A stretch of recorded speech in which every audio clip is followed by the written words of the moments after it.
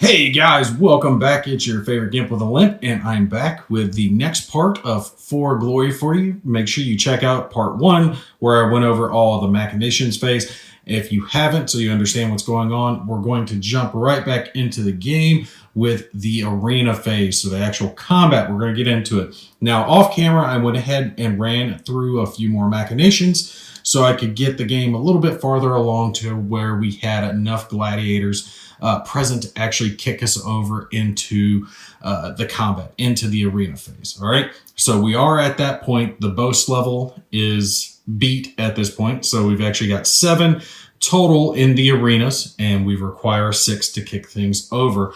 Now, that does happen when the player with the crowd's favor, which is this little token, finishes their machinations phase. So once you're right here, you check for the arena phase.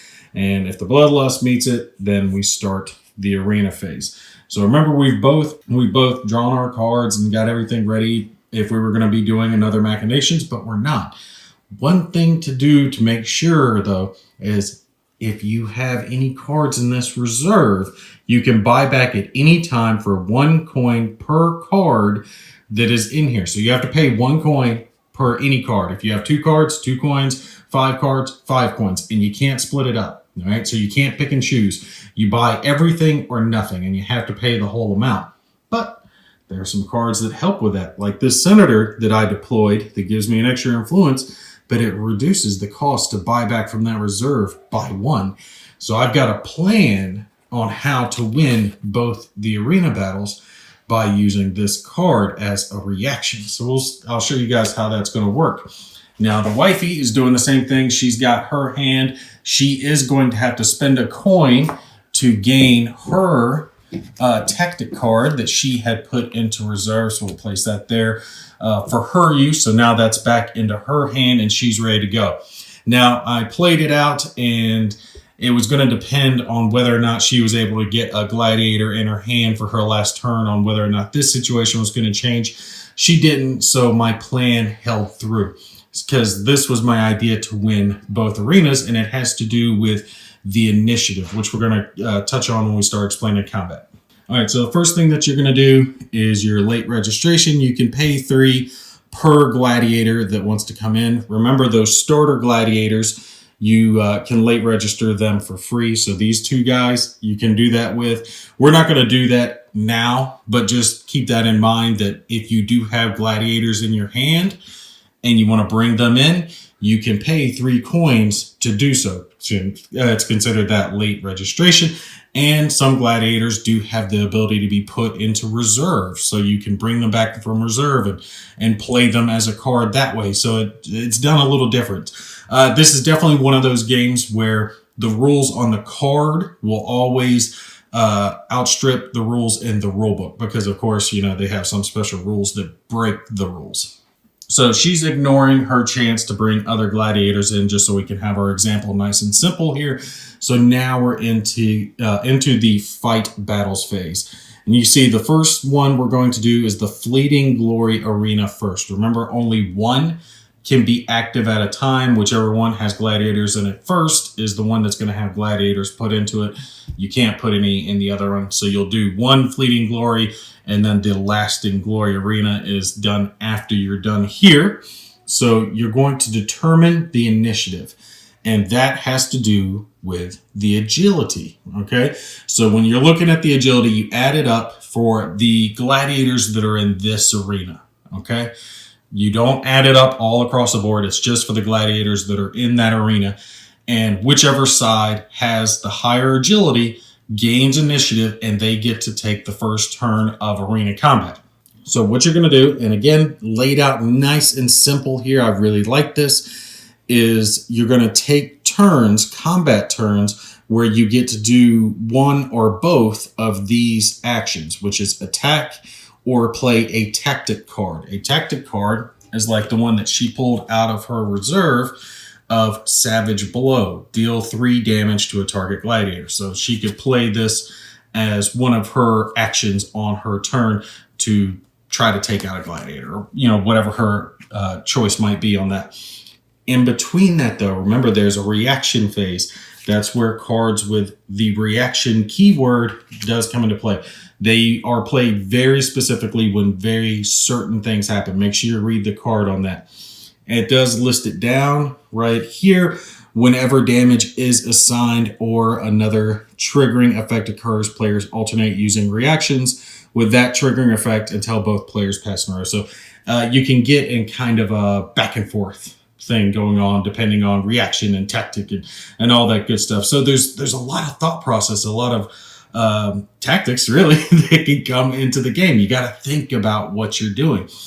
And my thought process here, let me kind of explain it out for you, is I already knew I was going to have the initiative in this Fleeting Glory arena because the agility for this gladiator is a 0 while this one is a 2. So I knew I was going to be going first here. And you're going, okay, well, why did you put your extra gladiator here then if you were already going to go first here, but you're going to go second here?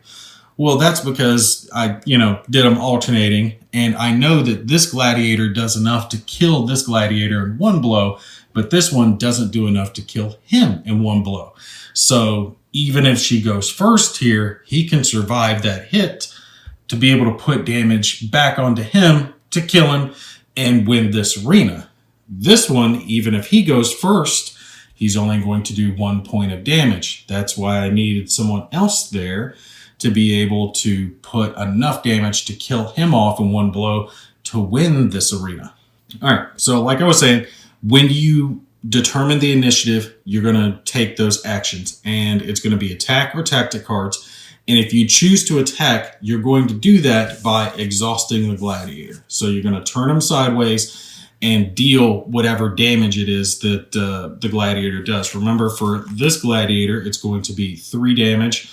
That little shield icon represents his health, and he does have the special ability that your opponent may not select Secutor as a target for tactics or reactions. So I know with him, he can't be targeted by her Savage Blow tactic anyway, so he's kind of safe from those retaliations. But by using him, I deal 3 damage to this gladiator that she has in the arena.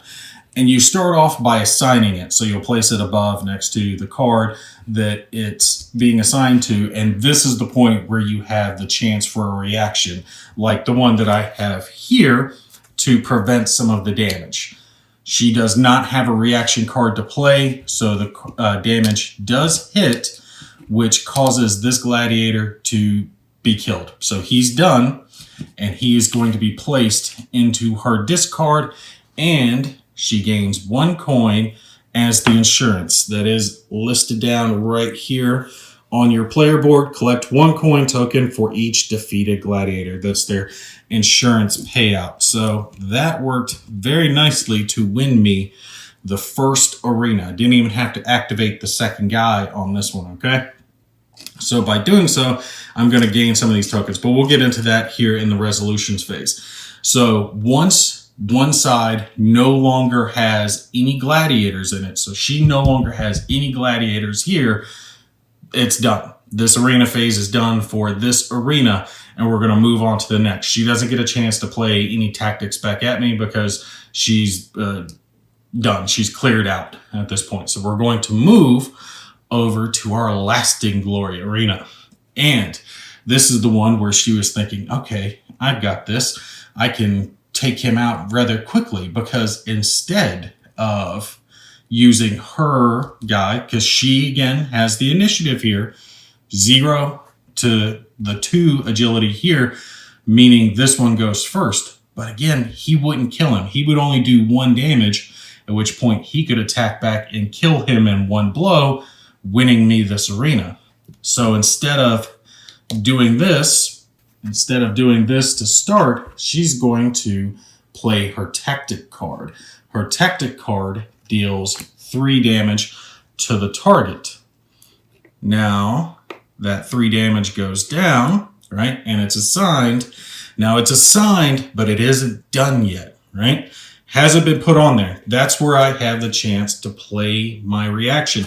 This is where I was talking about that you can get into a back and forth, right? So I played my reaction into this damage has been assigned. 3 damage is assigned to him, but it hasn't been put on him. So I'm going to prevent 2 of that damage. Boom. I'm going to pull these off just like that. But the other one does get to go through, so it gets dealt to him. However, it's not my turn just yet. Because if you remember, you get to do both. You get to attack and play a tactic. It's not either or. You can do one or the other or both on your turn. So me thinking about it, oh, I've saved him. I can, take him out. Nope, because this gladiator still gets to attack and deal his 1 damage. Boom, there's that 1 damage. And unfortunately, my remaining hand does not have any other reaction cards that will allow me to save this gladiator. So this damage is going to go through and he gets killed off, allowing her to win this arena. So we'll pull this guy off. He goes here into my discard. I do gain a coin for the insurance payout for his untimely demise. Now we get into the resolution phase. So flip the next lasting glory, and that's because we're going to pull these tokens off. So she's going to gain these 2 glory and this arena that now becomes part of her hand that she can play, and this gets flipped over to the next one. Here, however, where I won, I get that token and I also gain this token. And by holding this sword, it means that I can now use the reaction that is on this arena. When damage is assigned, you may exhaust Verona to deal 2 damage to a target gladiator. So anytime damage is assigned, doesn't have to be assigned to your guy, doesn't have to be assigned to theirs. It just says when damage is assigned, you may exhaust this card, so you just turn it like that, say you exhaust it, and deal that 2 damage. That is freaking awesome. And it's going to stay with whoever has this token. So if she were to win that arena in the next one, she would gain that. So we have to refill our tokens. Give me a sec, I'll grab some. So we're going to refill it. We'll put 1 here in the fleeting glory, and we'll put 2 on our new arena that's here in the center. Return all gladiators to the discard pile. I'd already done that manually. We'll throw this one over there into hers.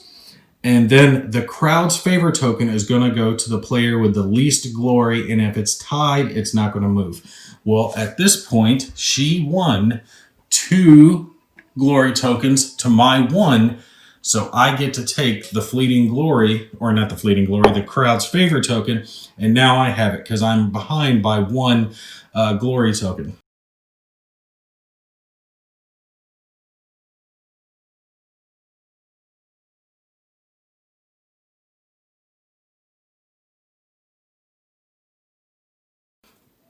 And then continuing on with the resolution, both players will refill their hands to 7 cards without discarding. So it's not discarding like you do over here. It's just for any tactics or reactions that you played in your hand, you get to refill it back up to 7. I do believe I still have 7, so I don't have to discard or draw any cards at this point. And then we're going to go back to the machinations phase and continue playing through that. And it's going to be the same rules that we were just seeing earlier, where she won this, so she got that boast, but now it's up to 14.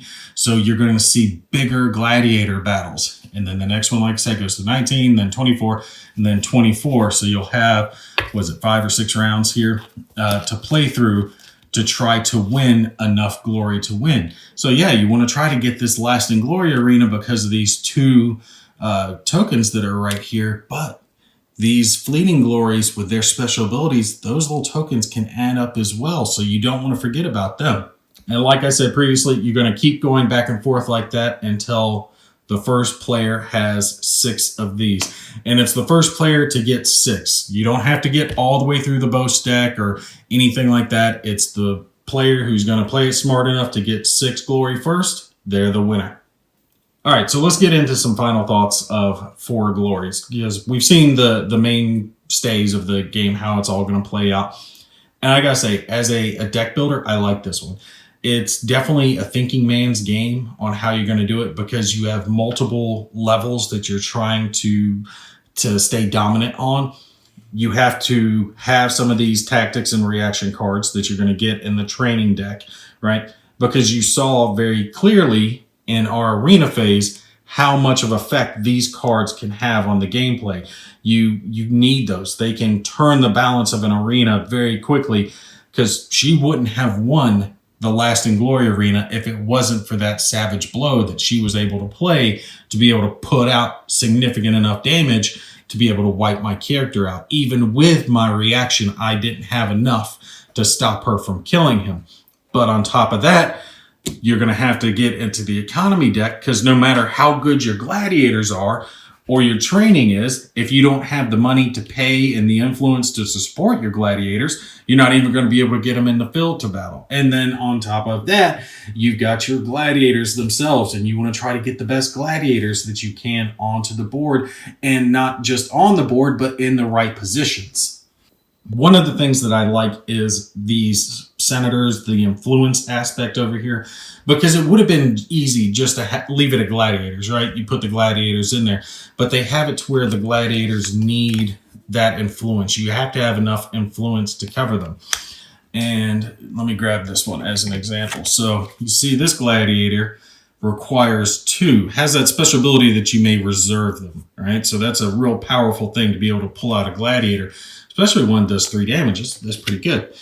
But we see this senator right here has a scheme, grants an influence, but has a scheme that you may exhaust him and pay 2 coins to move a target card from your discard pile to the top of your deck. That's really powerful. But if you exhaust the card, you turn him sideways like that, it's considered blank while it's exhausted.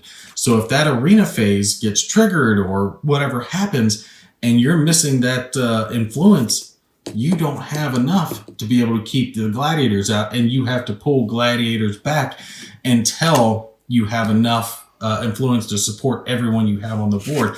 I like that little addition to it, because it makes you keep track not only of your economy, because it's really easy just to buy money cards so you can buy good gladiators and reactions, but having to balance another resource effectively on top of that. And these guys do give you extra little bonuses. I especially like this one where it reduces the cost of buying back your reserve, and that can stack, right? So let's say I had another one of these. Boom. I've got 2 down there. That reduces it by 1 coin. Now I'm reducing it by 2. So I'm saving my coins when I'm trying to buy back my reserve, putting those cards there for safekeeping to play later in those arena phases. So when you're playing through your machinations phase, your deck's going to get big, right?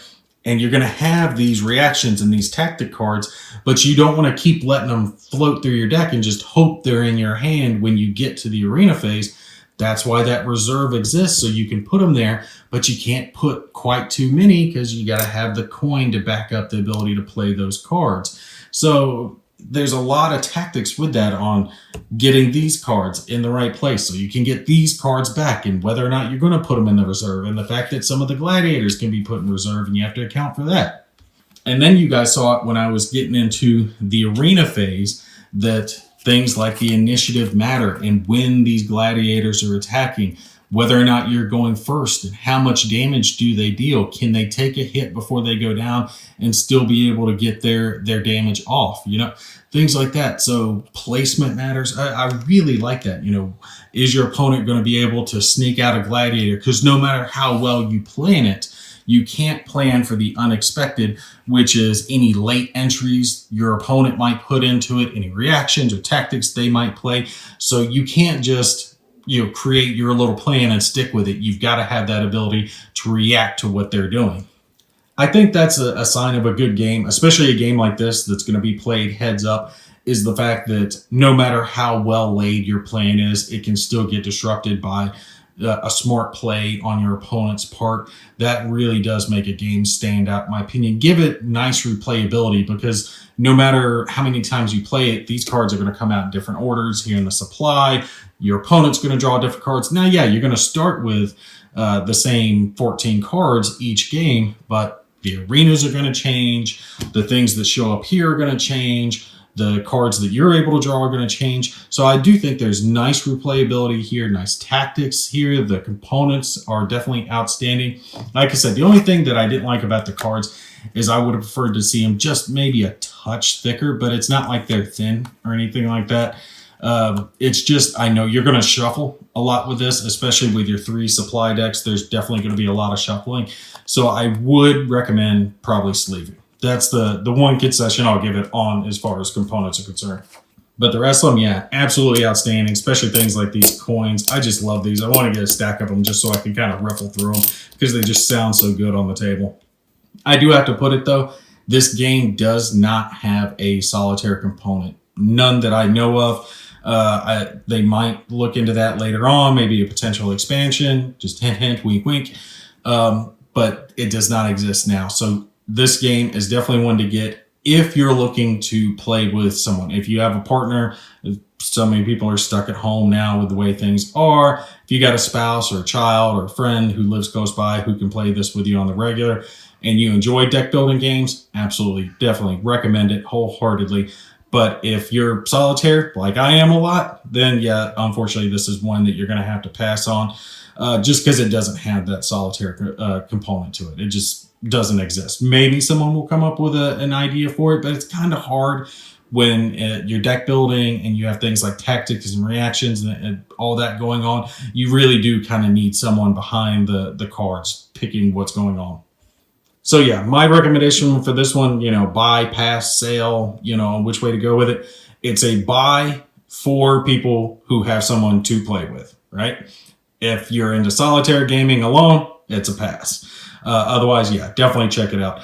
You guys feel free, again, putting your comments or questions down below. I will be happy to answer those.